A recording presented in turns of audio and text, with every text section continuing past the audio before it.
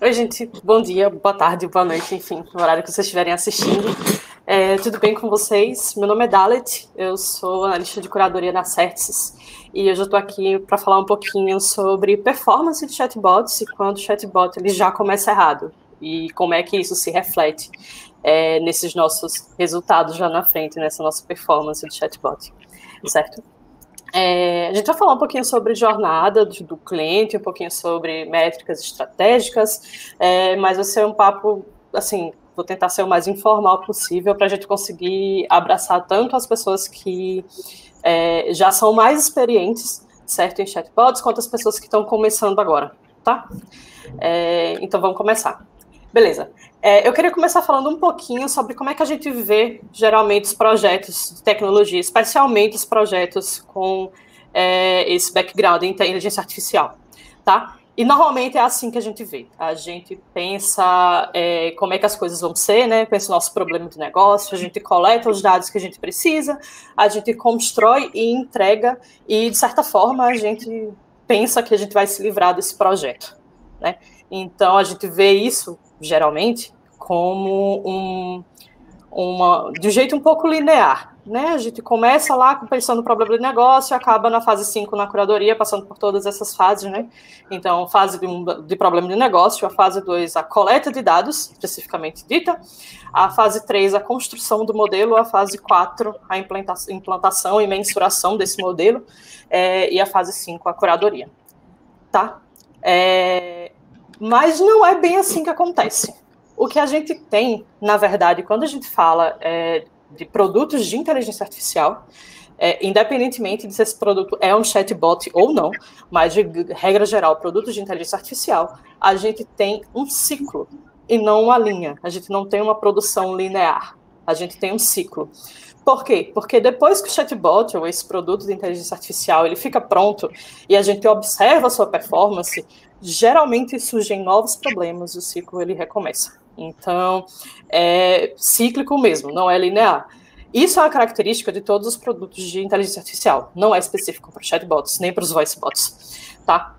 A gente vai tratar especificamente aqui de problemas de chatbots, mas esse ciclo a gente pode generalizar ele para qualquer produto de inteligência artificial, mas não qualquer produto de tecnologia, e a gente vai falar um pouquinho mais à frente por quê, tá?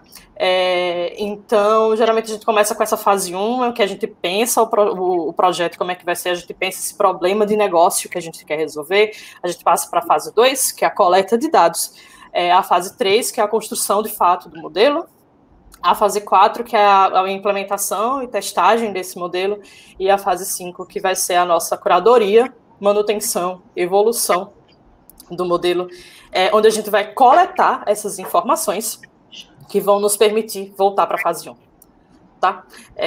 Onde a gente vai pensar os novos problemas que surgem a partir dessas coisas que a gente viu lá nessa curadoria, né? Nessas métricas de performance, certo? E aí, o que é que rola? A maioria dos problemas de performance dos chatbots, especificamente, eles surgem nas primeiras duas fases. Na fase de pensar o problema de negócio e na fase de coleta de dados, certo? Os problemas, a maioria absoluta dos problemas dos chatbots, eles surgem nessas duas primeiras fases. E os problemas que surgem nessas fases, eles se refletem por todo o ciclo de construção e curadoria do chatbot, tá? E é disso que a gente vai falar um pouco, especialmente sobre isso que a gente vai falar um pouco, sobre por que que essas fases são tão importantes e por que a curadoria, ela começa muito antes da entrega do projeto, ela começa na concepção do projeto, certo? Então, a concepção e a coleta de dados, elas são essas fases mais essenciais do projeto, porque a gente está falando sobre um produto de inteligência artificial, e é importantíssimo a gente ter balizado dentro da nossa cabeça que um modelo de inteligência artificial, ele é tão bom quanto os dados em que a gente alimenta esse modelo. Então, quanto melhores esses dados, quanto mais dados a gente tiver, quanto mais classificados, mais bem moduladinhos esses dados tiverem, melhor o nosso modelo vai performar.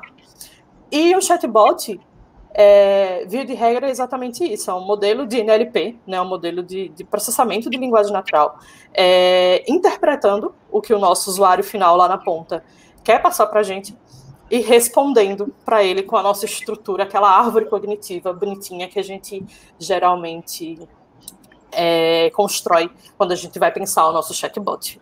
Tá? E é por isso que essas duas fases, elas são as fases essenciais do projeto. Logo em seguida, a complexidade técnica da construção é geralmente subestimada. Tá? Então, é muito comum que a gente subestime o quão difícil, quão complexo pode ser a gente montar um produto de inteligência artificial, especialmente um chatbot. E a gente tem um bom conhecimento das nossas plataformas, as plataformas em que a gente vai construir esse chatbot é essencial, e a gente vai falar um pouco mais sobre isso lá na frente.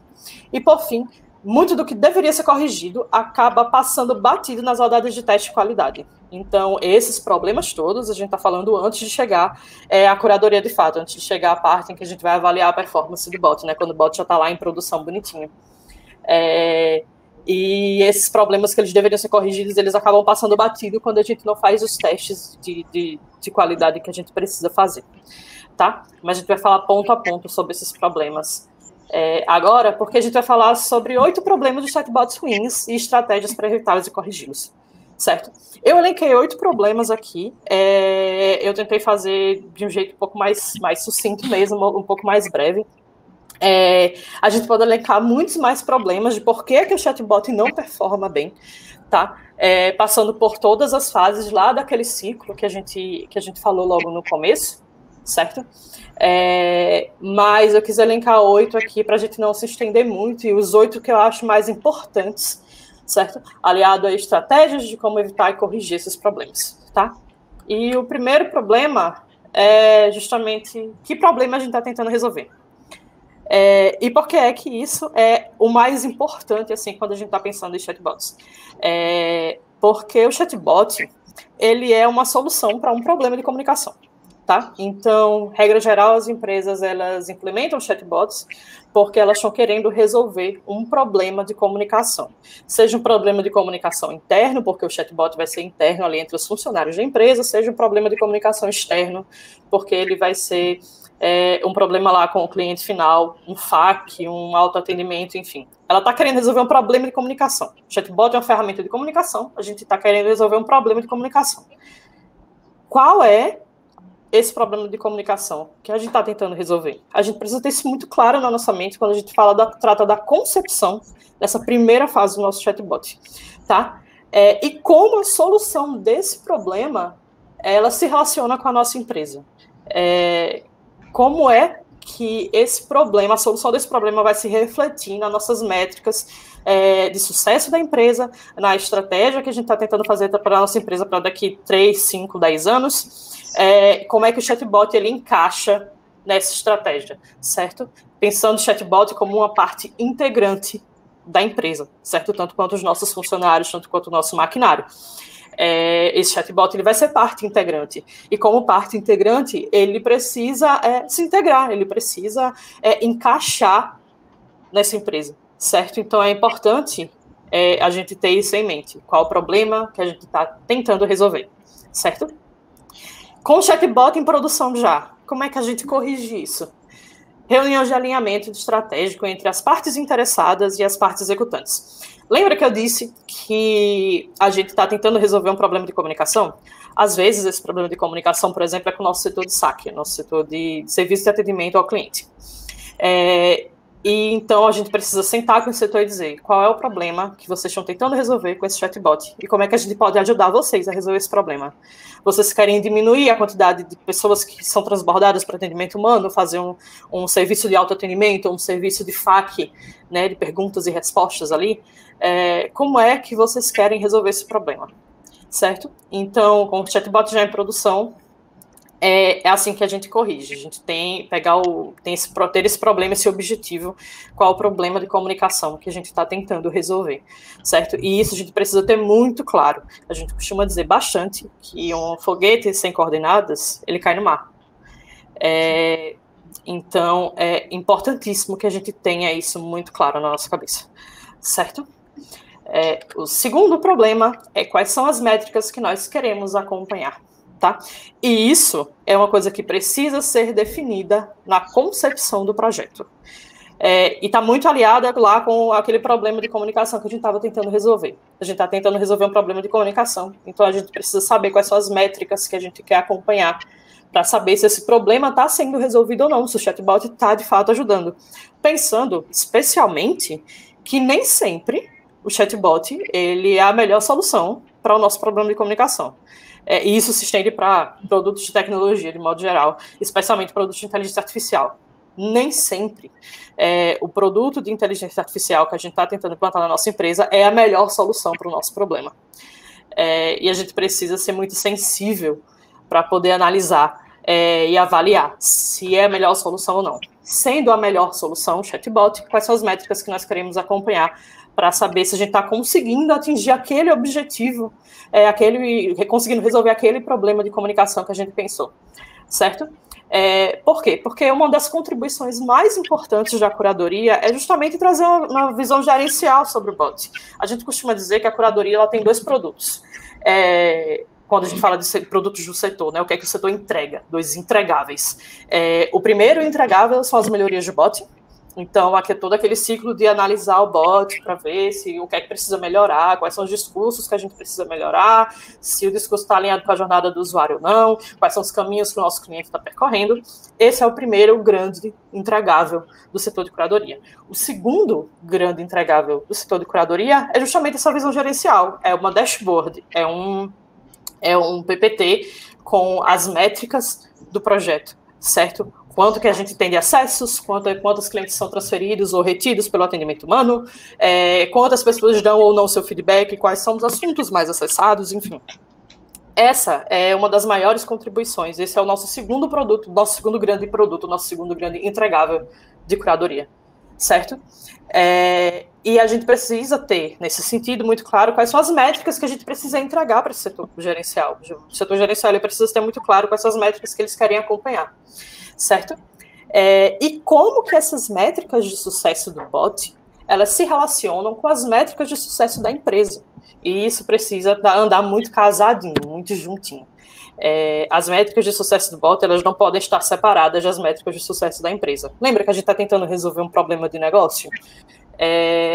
Esse problema de negócio geralmente se relaciona muito com a visão, a missão e os valores da empresa ali, nas fraquezas da empresa. Então, o problema de negócio geralmente está relacionado a uma das fraquezas. O chatbot vai ajudar a diminuir essa fraqueza, a amenizar o impacto dessa fraqueza no público, né, no usuário final lá na ponta. Então, as métricas de sucesso do bot, elas precisam refletir as métricas de sucesso da empresa. Dalet, precisam ser as mesmas? Não precisam ser as mesmas. Mas elas precisam estar muito bem alinhadinhas. Elas podem ser as mesmas, elas podem ser complementares, elas podem ser auxiliares, mas elas precisam estar alinhadas entre si. Certo? E como é que eu corrijo esse problema com bot já em produção? Tá.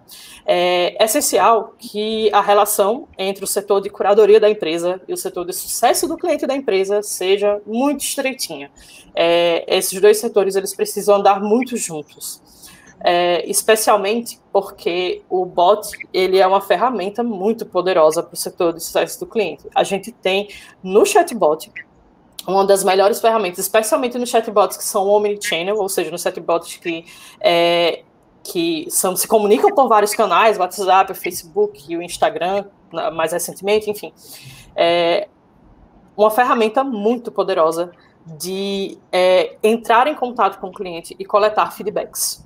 Entendeu? Então, o setor de curadoria e o setor de sucesso do cliente, eles precisam andar muito juntos para a gente poder acompanhar muito bem essas métricas, certo?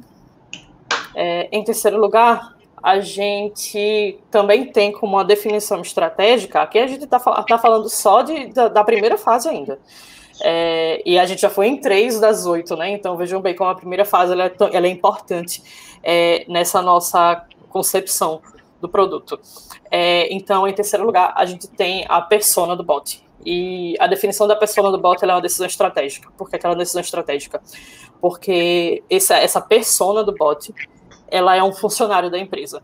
E essa persona do bot ela precisa refletir os valores, e a visão e a missão dessa empresa. Ela precisa refletir a cultura da empresa para os usuários finais, para o cliente dessa empresa, certo? Então, a definição dessa persona, ela é essencial. Ela é uma decisão muito estratégica e é muito importante que a gente consiga definir essa persona do bot logo no começo, logo quando a gente está pensando na concepção, especialmente porque quando a gente trata de atendimento, de troca, a gente está falando, especialmente em chatbots, a gente fala que mais ou menos 75% dos usuários, eles querem ser sinalizados, eles querem saber que eles estão falando com o chatbot, certo? Então é importante a gente humanizar essa persona, mas deixar muito claro para o usuário que essa pessoa com quem eles estão falando é um chatbot e não um ser humano, tá? E essa definição, esse ajuste fino de como é que vai ser essa persona, ele precisa ser feito na concepção, tá? E é justamente nessa concepção que a gente pensa qual é o tom de conversa que a gente quer ter com o cliente. É um tom mais amigável, é um tom mais formal, e como é que esse tom acompanha a cultura da empresa, tanto a cultura interna, tanto a cultura externa, né? Que devem ser, geralmente, a mesma. Ali elas devem estar em consonância, tá? Beleza. Então, como quarto ponto, a gente tem quem é o nosso público-alvo. Isso é coleta de dados. Regra geral, o que acontece quando a gente está construindo um produto como um chatbot, tá? A gente faz essa parte da concepção, a gente pensa todas as coisas que a gente poderia ser e as coisas que a gente não poderia ser. E quando a gente faz toda a parte da concepção, tudo bonitinho, tudo certinho, a gente passa direto para a construção do modelo. E a gente pula a parte, que é uma das partes mais importantes da gente construir um bom chatbot, que é justamente a coleta de dados sobre os nossos usuários, que são as pessoas, no fim das contas, que vão usar o nosso chatbot, certo? Então, a gente precisa conhecer muito bem os nossos clientes. Muito bem. A gente precisa saber quais são os tipos de clientes que a gente tem, a gente precisa saber como é que esses clientes se relacionam com a empresa, quais são os produtos que eles consomem, em que épocas do ano eles consomem esses produtos, certo? Por que a gente precisa conhecer muito bem os nossos clientes? Porque a maioria das falhas de desenvolvimento, elas refletem diretamente as falhas na construção da jornada do usuário, tá? Então, quando a gente pensa e quando a gente sabe quem é o nosso público-alvo, quais são os tipos de clientes que a gente tem, quais são os tipos de usuários que consomem os nossos produtos, a gente consegue construir a jornada do usuário ideal, que é dentro do chatbot. Quando o usuário começa a interação com o chatbot até onde ele acaba o chatbot, quais são os caminhos que ele vai percorrer nessa nossa árvore cognitiva para a gente conseguir ter a melhor jornada possível, de acordo com cada tipo de cliente. Então, os clientes que gostam mais de conversar, ou os clientes que procuram mais o FAQ, eles vão ter uma jornada ideal específica, onde eles vão receber mais textos, por exemplo, e os clientes de autoatendimento, eles vão ter uma outra jornada, a jornada de autoatendimento mais rápida, mais passo a passo, tá? Isso precisa se adequar. E isso precisa ser definido antes de a gente começar a construir o nosso modelo. Veja, a gente já falou de 4 passos, de 4 coisas importantíssimas para a gente pensar no nosso chatbot, e a gente nem começou a construção do modelo ainda, a gente nem começou a construção do chatbot, certo? E a gente precisa pensar quem é o nosso usuário ideal. E aí, Dalit, como é que, com bot em produção, como é que a gente faz para corrigir isso? Como é que a gente faz para saber quem é esse usuário ideal? A gente precisa fazer um mapeamento dos tipos de clientes da empresa. Um dos setores, geralmente, que tem mais informações sobre isso é o setor financeiro, certo? Porque geralmente são eles que, enfim, recebem, que percebem mais com mais sensibilidade as flutuações financeiras, e aí a gente está falando especificamente de empresas que têm esse cunho, né, financeiro, esse cunho lucrativo, mas o setor financeiro, dentro desse tipo de empresa, é o setor que mais sente essas flutuações de mercado, essa sazonalidade, que melhor vai conhecer esse tipo de cliente, por mais que eles não tenham uma consciência completa disso, certo? Então, mapear os tipos de clientes da empresa, quais são os clientes que mais consomem o bot, no caso do bot já em produção, qual é o tipo de cliente dentro desse universo de clientes todos que a empresa tem, qual é o tipo de cliente que mais consome o bot, qual a sazonalidade do negócio, ou seja, as flutuações de mercado que a gente estava falando ao longo do ano, e construir a jornada ideal de cada usuário. Então, se a empresa tem 5 tipos de usuários diferentes, a gente precisa construir 5 jornadas diferentes, certo? É assim que a gente vai conseguir abraçar todos esses clientes e trazer a melhor experiência possível dentro do nosso chatbot, tá? Como quinto lugar, a gente tem quando é que a gente transfere para atendimento humano. E vejam bem que eu não disse se a gente transfere, mas quando. Por quê? Porque, especialmente quando a gente fala de chatbots de autoatendimento, certo? Onde eu vou lá para buscar, por exemplo, uma segunda via de boleto, eu preciso ter um transbordo para o atendimento humano. Vão ter problemas que só o atendente humano vai conseguir resolver, certo? E isso não é ruim, isso é saudável para o nosso chatbot.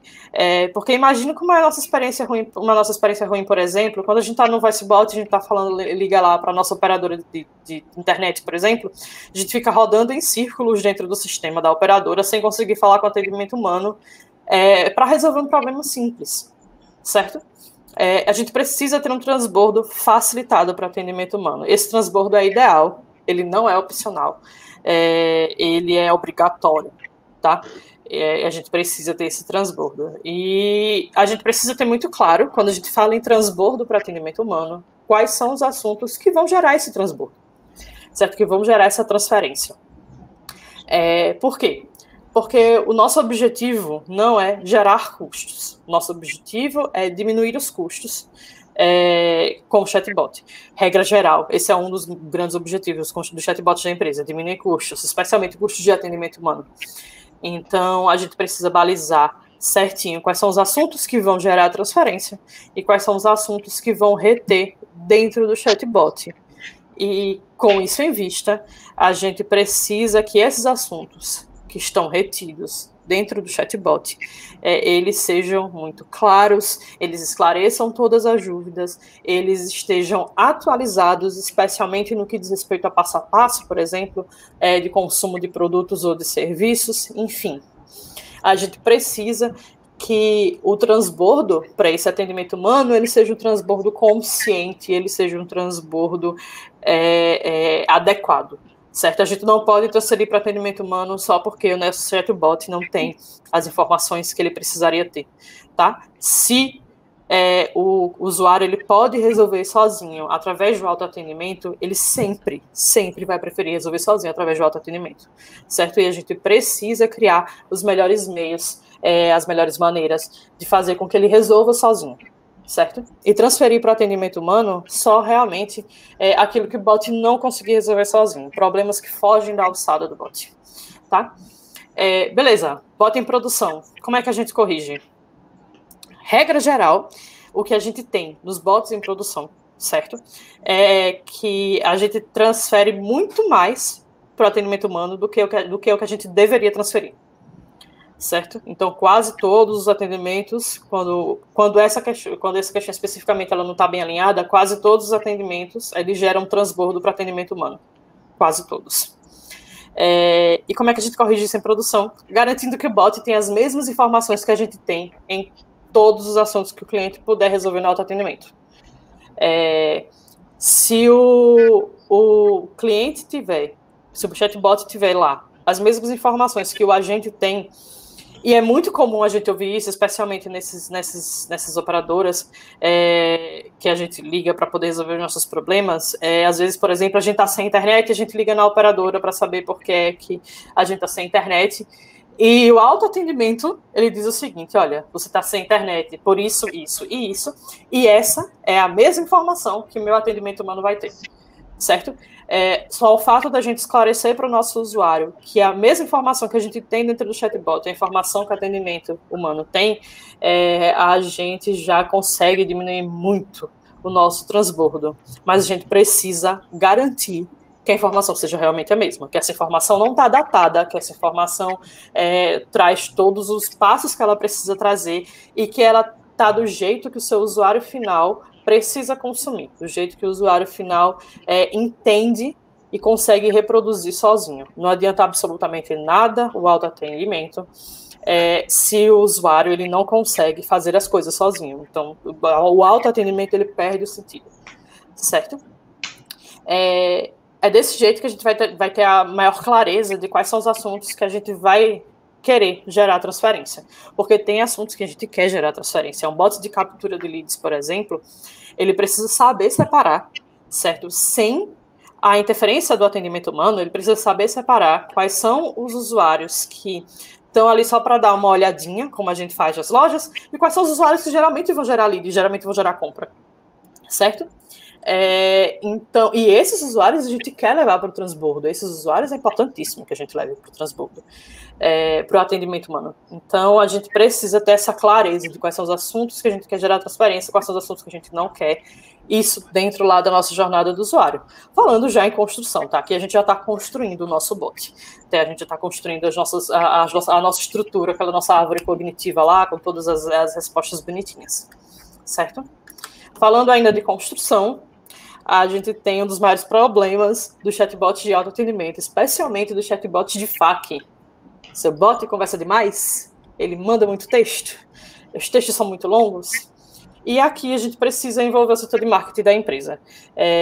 Lembra que eu disse que o bot é uma parte integrante da empresa, como os outros funcionários, e sendo uma parte integrante da empresa, ele precisa muitas vezes de um tratamento multidisciplinar, ele precisa de um tratamento intersetorial. Os setores da empresa precisam conversar entre si para agir dentro do bot e trazer a melhor experiência para o usuário. Aqui, a gente precisa envolver o setor de marketing, porque um bom ex-writer, ele vai saber escrever para as necessidades do produto. Ele vai saber escrever em microtexto quando o microtexto for necessário, por exemplo, para o canal do WhatsApp dentro do nosso chatbot. E ele vai saber os melhores caminhos para escrever isso. A gente precisa envolver um profissional qualificado para poder fazer, desenhar os rumos dessa conversa, certo? E aí, a gente precisa se perguntar o quanto de informação importante a gente quer compartilhar de uma vez com o cliente, o quanto de informação importante a gente quer jogar em cima do cliente com aqueles textões enormes, que geralmente a gente não lê até o final. A gente passou, ele faz, beleza, ok, entendi. Então, um dos melhores jeitos de corrigir isso, quando a gente já fala de bots em produção, especialmente nos bots em FAQ, como eu disse, a gente tentar ser o mais conciso possível, certo? Dar informações, não dar muita firula no nosso texto, dar informações de um jeito rápido, que o cliente consiga entender muito diretamente, certo? E aí, a gente pode usar vários recursos, a gente pode usar recursos de passo a passo, especialmente quando no autoatendimento a gente precisa fazer passos muito longos, a gente pode quebrar esse passo a passo em etapas menores, em etapas de 5 ou 6 passos, por exemplo, e ir pedindo confirmação do cliente para saber se deu certo ou não. Isso é uma estratégia especialmente boa quando a gente fala de clientes que consomem nossos produtos e que entram em contato com o chatbot para resolver problemas dos nossos produtos, por exemplo, maquineta de cartão. E esse é só um dos exemplos, tá? Se a maquineta der um problema, eu preciso ter um passo a passo de como resolver esse problema. Geralmente, esses passo a passo são bem longos e eles têm etapas cruciais de resolução. Então, a gente colocar uma etapa de confirmação do cliente no meio desses passos é um dos cenários, assim, ideais para a gente conseguir fazer, tá? E aí pensar mesmo o quanto de informação importante a gente quer jogar de uma vez e o quanto dessas informações que a gente quer compartilhar com o nosso cliente são realmente importantes, sabe? A gente conseguir fazer o texto mais conciso, mais enxuto possível, especialmente pensando que a maioria absoluta dos clientes que vão consumir nossos produtos, eles vão consumir pelo celular. Os celulares têm telas muito pequenininhas, então a gente precisa adequar esses textos para essas telas menores, certo? No 7º lugar, ainda nessa parte de construção, a gente tem um dos maiores mal entendidos dentro da construção de chatbots, que é saber se nosso time sabe trabalhar com bot, certo? O chatbot, como a gente estava falando lá no começo, ele não é um produto de tecnologia comum. Ele é um produto de tecnologia diferente. A regra geral que a gente tem dos nossos produtos de tecnologia é justamente aquela construção linear que a gente estava falando. Então, da concepção à entrega a gente tem uma linha de produção, geralmente cascatágio, e os desenvolvedores sabem do que a gente está falando, mas a gente tem essa linha de produção em que no final a gente entrega o produto e esse produto vai sofrer pequenos ajustes, esse produto vai ter um suporte ali, mas ele não vai passar pelo ciclo novamente. Isso não acontece com os produtos de inteligência artificial, isso não acontece com chatbots.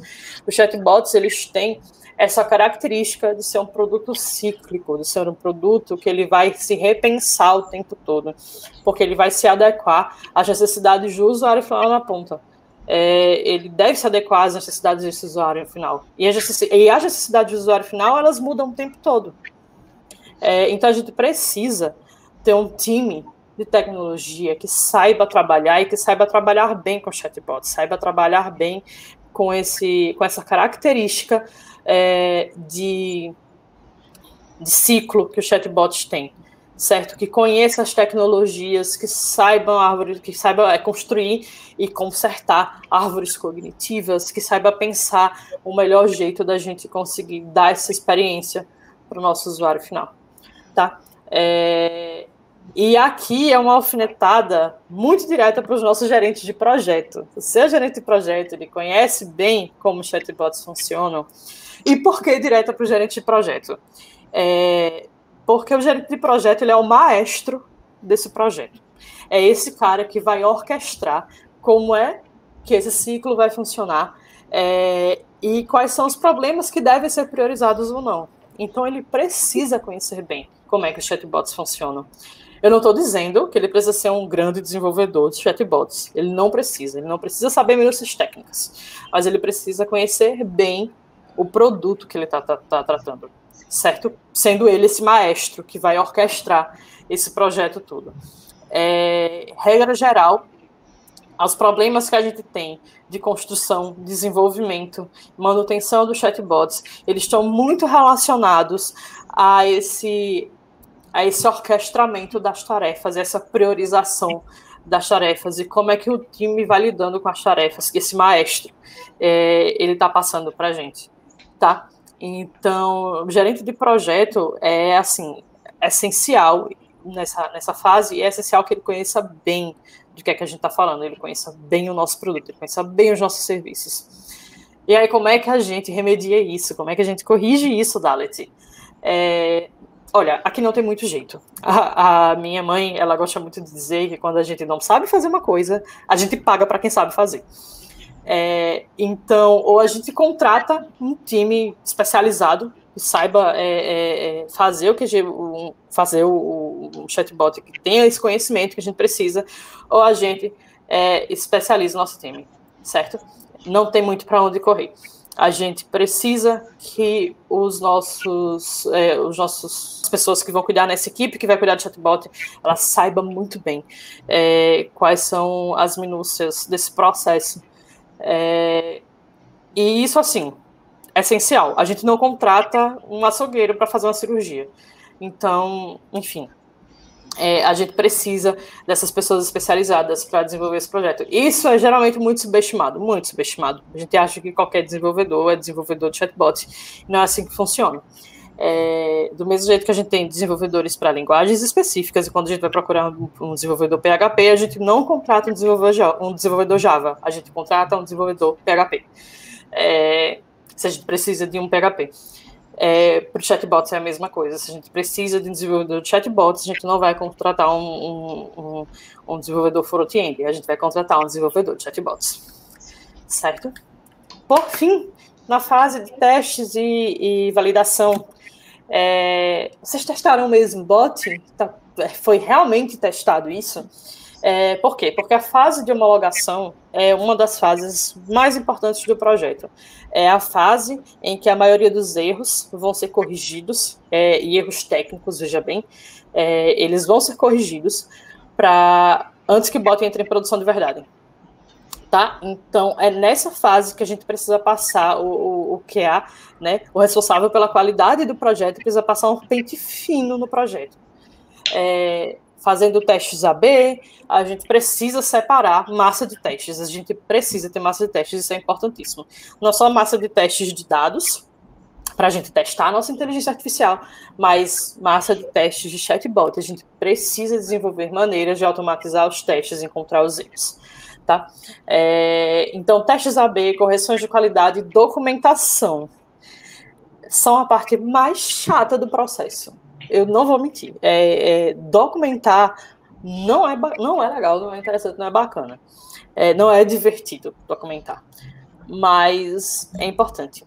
Especialmente pensando que as pessoas elas entram e saem dos projetos com muita facilidade, certo?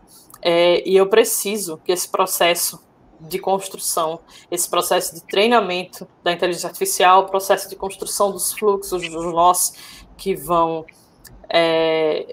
que compõem esse chatbot, eles estejam bem documentados, para que qualquer pessoa, independentemente do contexto, consiga pegar aquela documentação e, mesmo que não entenda todas as minúcias técnicas daquela documentação, entenda do que é que aquilo se trata, consiga pegar um panorama geral. Essa documentação ela pode ser feita de vários jeitos. Ela pode ser feita daquele jeito mais tradicional, né, que a gente tem a documentação estruturada no documento, passo a passo. Essa documentação é importante de ter. Eu diria que é essencial também que a gente tenha uma documentação em fluxos do nosso chatbot. E o chatbot é um produto muito bom porque ele é um produto que permite que a gente tenha um fluxograma de como é que ele funciona muito facilmente, muito facilmente. A gente consegue construir um fluxograma de como é que esse bot está funcionando, quais são as árvores de resposta, qual é a intenção e qual a entidade levam para quais e tais caminhos, certo? Então, especialmente para quem não é da área técnica, a documentação em fluxograma é uma das partes assim, essenciais de como é que esse chatbot vai funcionar, tá? E aí a gente tem vários outros modelos de documentação. A gente pode fazer uma documentação da árvore cognitiva da inteligência, então uma documentação só da inteligência especificamente, de quais são as intenções, as entidades e para quais respostas essas intenções e entidades levam. Enfim, a gente pode ter uma série de documentos que podem complementar, não precisa ser só aquela documentação tradicional, mas essa documentação ela precisa existir. É importantíssimo que ela exista para o bom andamento do projeto. E aí, como é que a gente corrige isso em produção? Bots em produção é ruim porque eles são um problema muito grande. Mas problemas grandes, eles são, na verdade, vários problemas pequenos juntos. Então, vamos tentar resolver os pequenos problemas, um de cada vez, certo? Essa vai ser a nossa abordagem. Tá, e aí um bônus. Eu disse que eram 8, mas eu deixei um bônus aqui para vocês. Não tenham medo de mudar. É muito comum que os chatbots eles passem essa perspectiva quando a gente pensa eles, e quando eles entram em produção, eles viram uma coisa completamente diferente. Isso é muito comum. E a gente não pode ter medo de mudar nesse processo. Esse é um processo extremamente importante. E o chatbot, estando em contato com esse usuário final, ele precisa se adequar a esse usuário final. Tá? E é dever da curadoria acompanhar esse processo, estar atento a esses desvios nas métricas do negócio e fazer as mudanças no chatbot quando necessário. Tá? Então, vamos recapitular. Ter em mente qual é o problema que a empresa quer resolver, eleger as métricas de acompanhamento ideais, definir uma persona alinhada com a cultura da empresa, saber quem é o público-alvo que a gente está querendo atingir, tratar o atendimento humano com muito carinho, não ter textos muito longos no nosso bot, ter um time que sabe trabalhar com essas tecnologias que envolvem o processo e testar o bot à exaustão, certo? E nosso bônus, não tenha medo de mudar. Bom, gente, é isso. Agradeço muito o tempo de vocês, eu achei que ficou um pouco longo. Qualquer coisa, vocês podem entrar em contato comigo, tanto no LinkedIn quanto via e-mail. Obrigada.